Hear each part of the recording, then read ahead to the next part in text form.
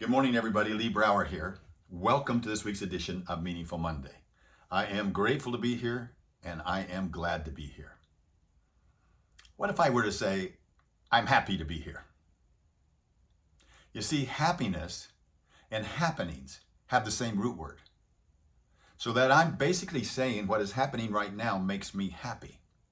But have you ever said, when this happens, I'll be happy? When that happens, I'll be happy? Somebody ever said to you, what will make you happy? If you were sitting here 1 year from today, looking back to today, what has to have happened for you to feel happy? You see, those two root words, they're actually take away from the meaning of happiness, because happiness isn't something that that's pursued. Happiness is something that's pursued, but the reality is happiness ensues. So we're all programmed to believe that being happy is the ultimate goal.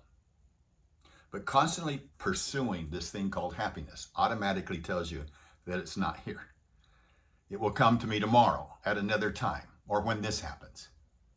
But comparing our lives, and the biggest challenge we have is we compare our lives to somebody else. That snapshot images of happiness that we get in social media. That's a problem. Because those images give people the illusion of perpetual happiness. They share the dream they have for themselves, but not the reality. And then what's interesting is we're so quick to believe that. We actually use those fabricated realities to convince ourselves that we are inadequate. And constant comparison to others can create a sense of perpetual disappointment. So what should we do? Instead, compare yourself with where you were yesterday, your interactions with your world. You know, let's go back to happiness for just a second. I think about it. If I said to you, are you happily married? Now, it would depend on what day I ask you, what moment I had you, what just happened in the morning, what maybe happened the day before. You may hesitate for a second because that question, are you happily married, is different than, say, like, are you joyfully married? Or do you have a meaningful relation? Would you consider your marriage to be very meaningful? Those are things that are more lasting and more permanent. But happiness depends on the moment. Are you happily employed? Well, yesterday I wasn't really happy with the boss, or I really wasn't happy I lost the deal or something. No, and it's grinding, it wears, but I can be joyfully employed. I can tell you that I'm not always happy in the work that I do, but it brings me a great deal of joy and meaningfulness, and that inspires me. And it's that inspiration that separates it apart. Because when you're constantly seeking happiness, it's a motivation, but it's not permanent. What is that you can seek after that's inspiring, that will bring you meaningfulness? One is to live a life with integrity. That means to be balanced. Integrity within ourselves that's consistent with our values, our personal values. That will generally lead to a more fulfilled life. You see, fulfillment brings the focus of control inside of us so that we have greater agency over our experience. You determine what is meaningful to you. And then you have the power to live your life in a manner that is consistent with that meaning that you long for. To constantly be inspired to get to that bigger meaning.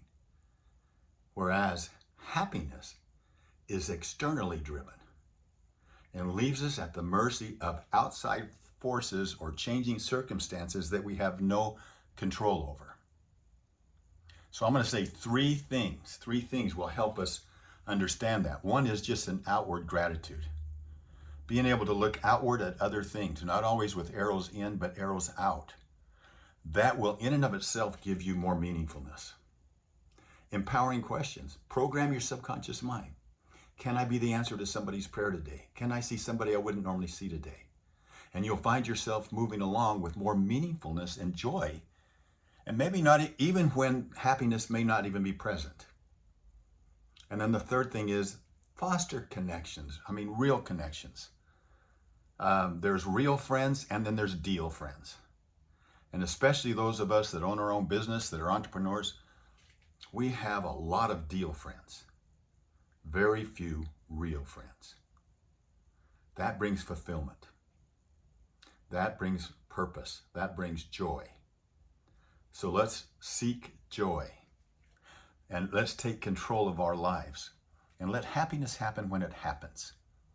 And we know that, like anger, it's going to be there for a while and then it's going to leave, or other emotions. But meaningfulness, it lasts.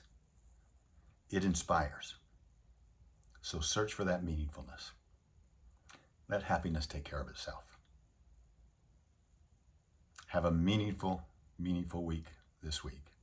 I'll talk to you next week. Bye-bye.